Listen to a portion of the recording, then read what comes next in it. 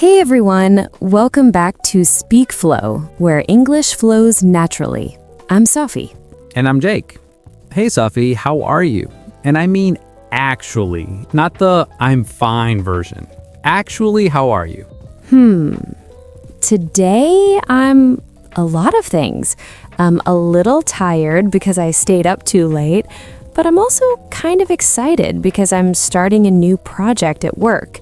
And also a tiny bit anxious about it, like that feeling where you're excited and nervous at the same time. Does that make sense? It does. And what you just did, naming like 4 different feelings in one answer, is actually really hard. Most people, when you ask, how are you, say one word. Good, fine, tired, and that's it. And usually it's not even true. Like, I'm fine might be the most dishonest sentence in the English language. I'm fine covers everything from I'm genuinely fine to I'm falling apart, but I don't want to talk about it. Which is kind of what we're talking about today. Feelings. Not as a vocabulary list. We're not going to go through happy, sad, angry, tired like a textbook, but as a real conversation about what it's like to try to express your emotions in a language that isn't your first one. Oh, this is a good topic because I've been thinking about this with Spanish. I can order food, I can introduce myself, but if someone asks me how I feel in Spanish, I have like 3 options. Bien, mal, cansado. Good, bad, tired. That's my entire emotional range in Spanish. 3 emotions, and you're a complex human being with hundreds of feelings. But in Spanish, you're reduced to 3. It's like being a full-color person trapped in a black and white photo. That's beautiful, Jake, and also really sad. And that's the thing. That feeling of being emotionally smaller in another language, I think every language learner knows it. In your native language, you can say, I'm frustrated because I feel like I keep making the same mistake and I'm disappointed in myself. In English, I'm not happy. I'm not happy versus I'm disappointed in myself for repeating the same pattern. Those are completely different levels of expression, but a learner might feel the second one and only be able to say the first one. And that's so lonely because people respond to what you say, not what you feel. So if you say, I'm not happy, people think it's a small thing, but inside you're experiencing something deep and complex and nobody around you knows. That's actually making me think about something. My neighbor, she moved here from Vietnam a couple of years ago, and her English is decent for everyday stuff. Shopping, directions, basic conversation. But she told me once, and she said it in this really frustrated way. When my father was sick, I couldn't explain to my coworkers what I was going through. I just said, my dad is sick. And they said, oh, I'm sorry. But what I wanted to say was so much more than that. Oh, that breaks my heart. Right? Because in her language, she could have expressed exactly how she felt.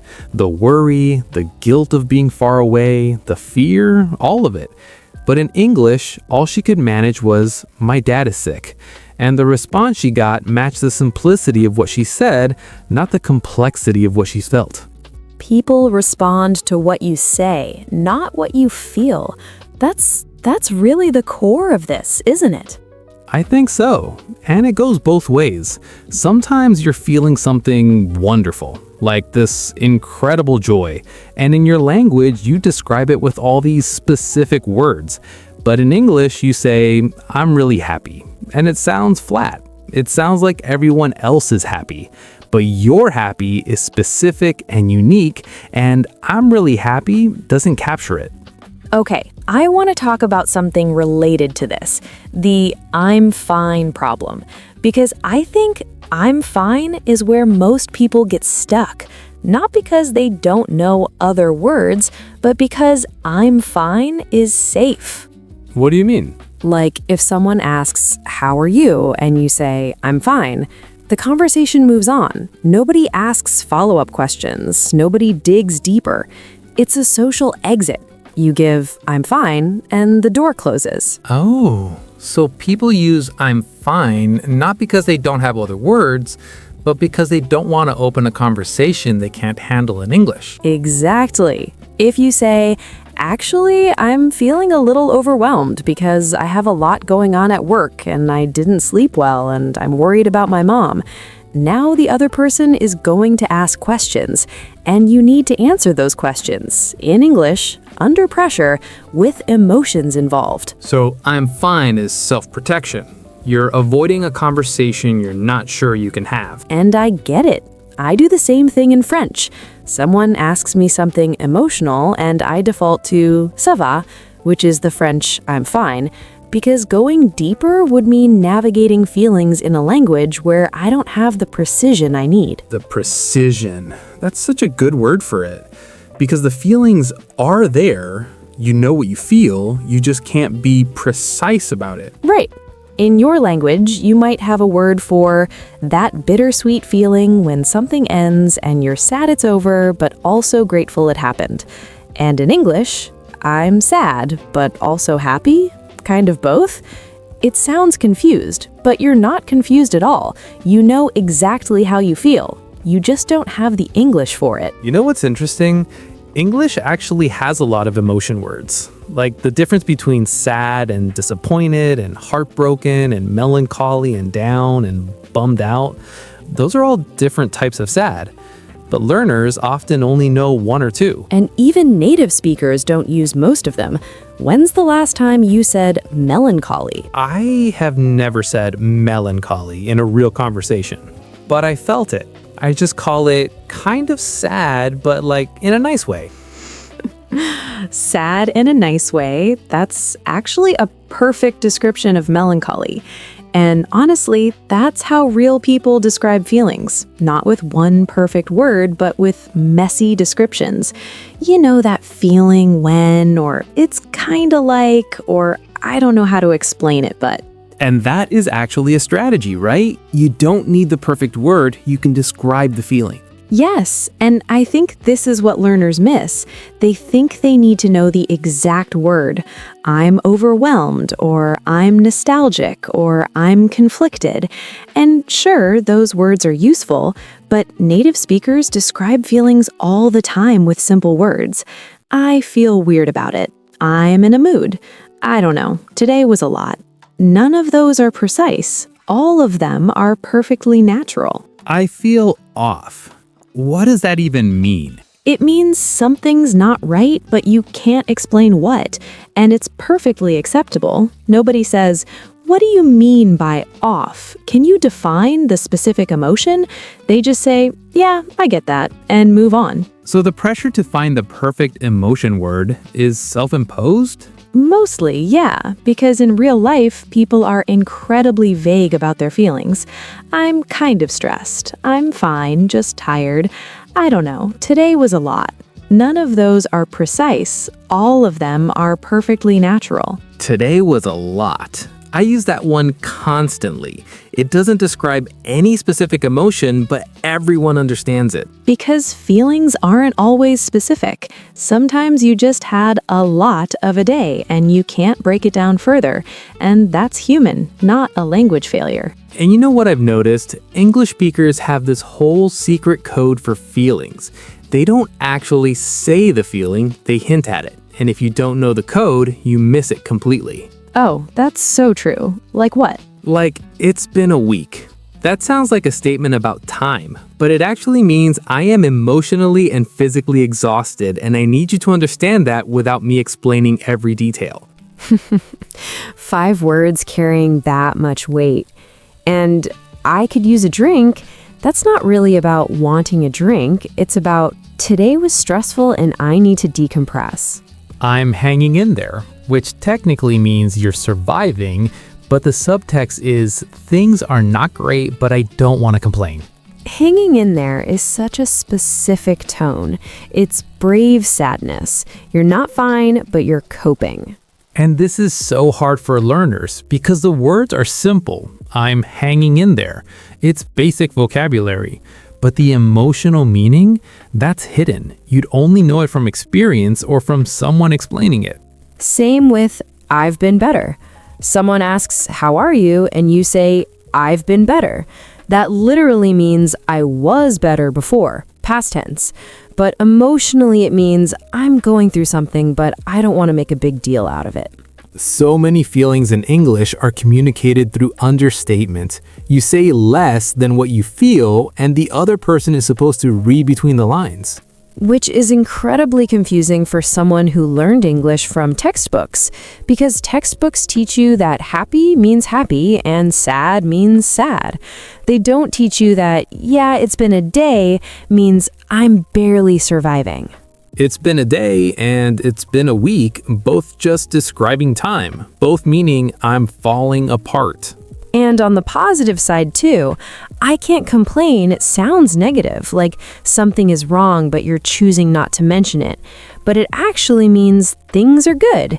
It's a modest way of saying you're doing well. English is emotionally passive-aggressive, honestly. That's not wrong.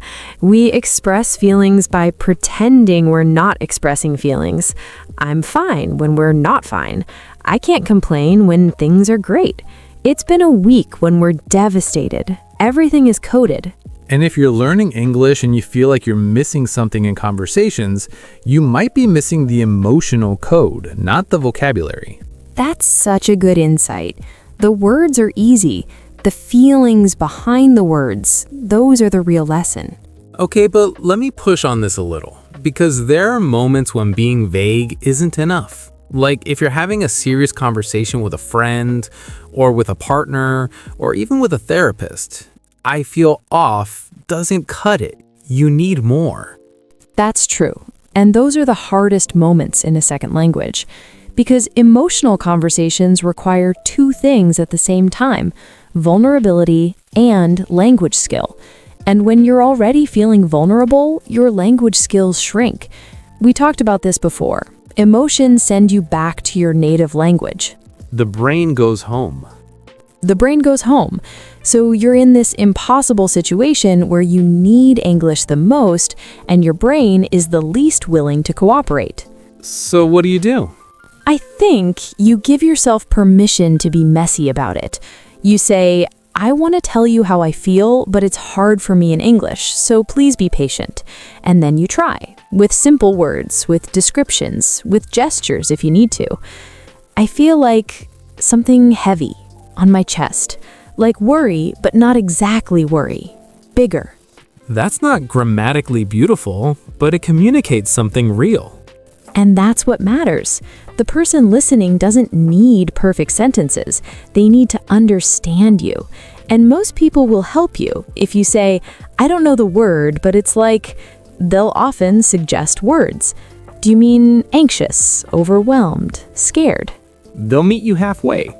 They will. Because here's what people don't realize. When you try to express a difficult emotion in your second language, even imperfectly, the other person can feel the effort, and that effort communicates care. It says, this is important enough to me that I'm struggling through my second language to tell you. That means more than finding the perfect word. Oh, yeah, I never thought about it that way. The struggle itself is the message. The struggle is the message. You're showing them it matters.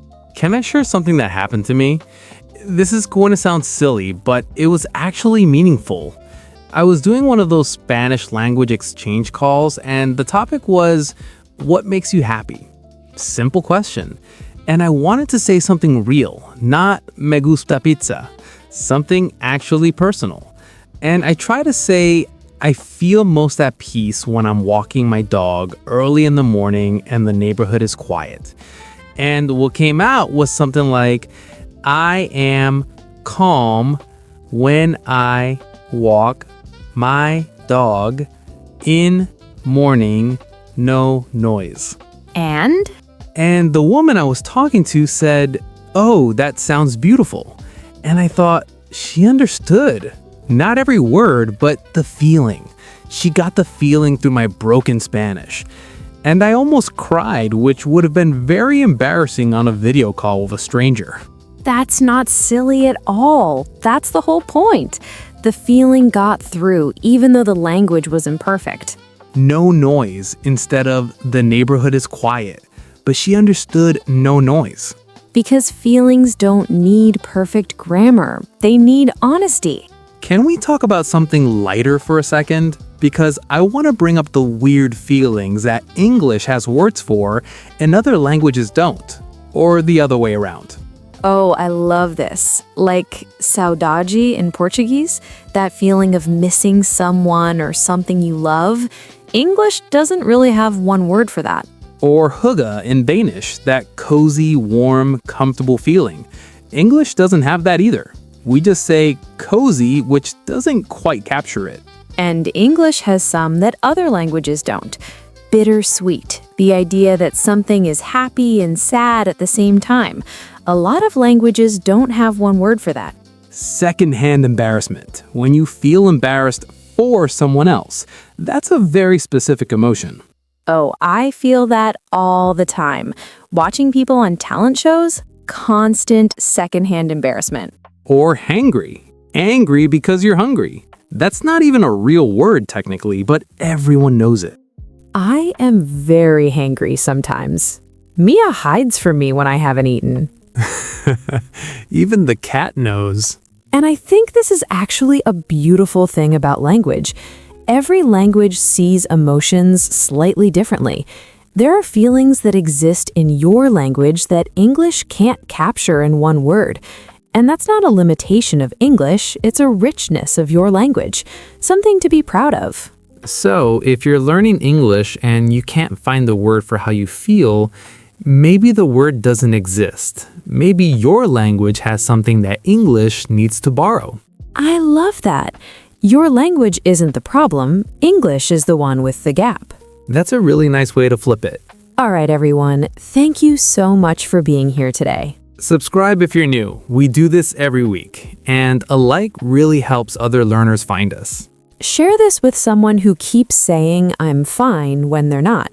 Maybe this episode will help them find more words, or give them permission to not have the right words and try anyway. Comment time, Sophie. Yes, we want to know, is there a feeling in your language that doesn't exist in English? A word that describes something so specific that English just can't do it? Tell us in the comments. We're genuinely curious. Every language has something that others don't. And if you've ever had a moment where you couldn't express how you felt in English and it was frustrating, tell us about that too. You're not alone. You're really not. All right, everyone. Thanks for being here. Keep feeling. Keep trying. Even messy English is better than silence. See you in the next one. Bye, everyone. Bye-bye.